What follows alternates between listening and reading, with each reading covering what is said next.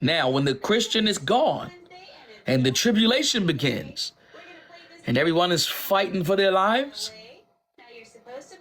and God's wrath and vexation is placed on this earth, if you survive the 7 years, you may be able to go into the kingdom, but there's no guarantee that you'll come out of the 7 years. Half of the earth's population are going to be dead halfway through the second set of judgments in the tribulation. They're gonna be dead.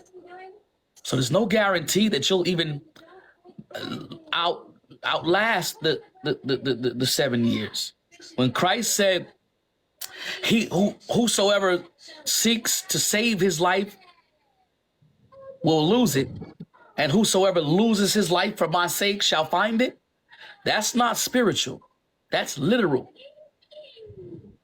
Whosoever during the tribulation period, this is during the tribulation, because his instructions is to Israel, because they'll be in the tribulation, according to Daniel chapter 9, right? Whosoever seeks his life shall lose it. But whosoever shall lose his life for my sake shall find it. I don't want to get salvation if it costs me my life. His instructions are to individuals who will be here during the tribulation period. There'll be people trying to escape God's wrath. They are going to lose their lives for thinking that you smarter than God. You think you can circumvent his judgment on you? Those people will lose their lives. But he who loses his life, he who says, I will not take the mark of the beast, kill me, he'll find his life, according to Revelation chapter 6. So there's a reason why we don't want to follow Jesus's words. Number one, it's not written to us. Number two, to follow it implied that you went through tribulation.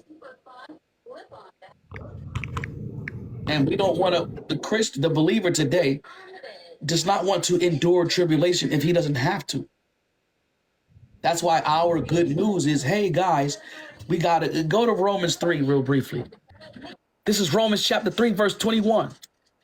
But now the righteousness of God without the law is manifested. The righteousness of God without the law, was it manifest before the book of Romans? Was it manifest before the Apostle Paul? No. How do we know?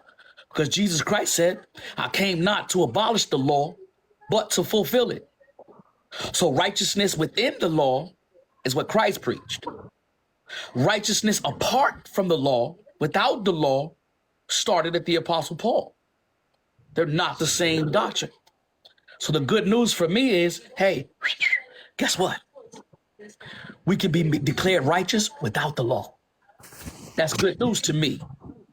Is it good news to the Jew? Sure, if he'd like to accept Christ as his Savior. If he's not so ensconced in Judaism and he accepts Christ as his Savior, he can have righteousness apart from the law as well.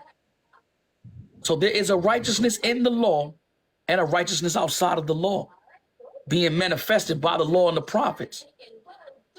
Now means righteousness without the law is manifested. Before Paul, there was no such thing. That's what now means. It starts today. So that good news is good news to me. Whoever came before Paul, righteousness without the law didn't exist before Paul. Righteousness within the law existed before Paul. Jesus preached it. Salvation is for all. Titus 2:11. Who wrote Titus? Paul.